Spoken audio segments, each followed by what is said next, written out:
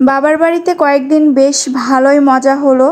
ভাই বোন মা ভাগ্নিরা সবাই মিলে বেশ আনন্দে কাটলো সময়গুলো। এবার যাবার পালা। তো মেয়েদের এইটাই জীবন। আসসালামু আলাইকুম, হ্যালো এভরিওয়ান, কেমন আছেন সবাই? আরও একটি নতুন ভিডিও নিয়ে চলে আসলাম। তো আজকে আমরা দুই বোন একসাথে আমরা এখন যে যার শ্বশুরবাড়ি চলে যাচ্ছি আমাদের ব্যাগগুলো রেডি করে।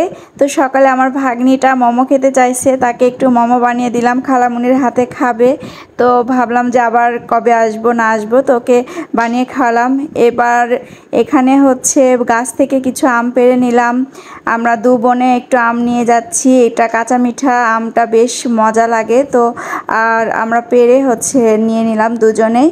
তারপর আরও কিছু আমাদের ব্যাগ ট্যাগ ছিল, সেগুলো একটু গোছাচ্ছিলাম। আসলে বাবার বাসা থেকে যেতে তো ইচ্ছা করে না, কিচ্ছু করার নেই। একবার বিয়ে হয়ে গেলে তখন বাবার বাড়িতে মেয়েদের আর থাকতে চাইলেও হাজার চেষ্টা করেও মানে থাকা যায় না আর কি।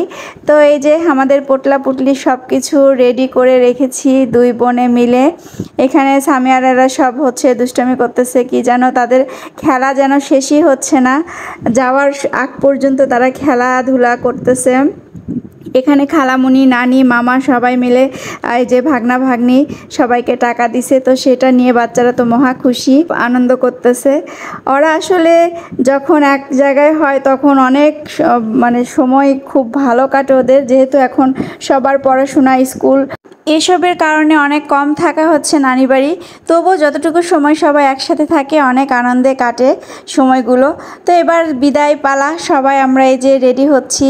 আমরা মোটরসাইকেলে যাব, আমার আপু সিএনজিতে যাবে। তো সিএনজি চালক উনি চলে আসছে ভাইয়াটা। তো এই যে আমরা এখন সব বিদায় নিচ্ছি। আম্মুর মনটা খারাপ হয়ে যায় দুজন যখন একসাথে চলে আসি, বাড়ি একদম ফাঁকা।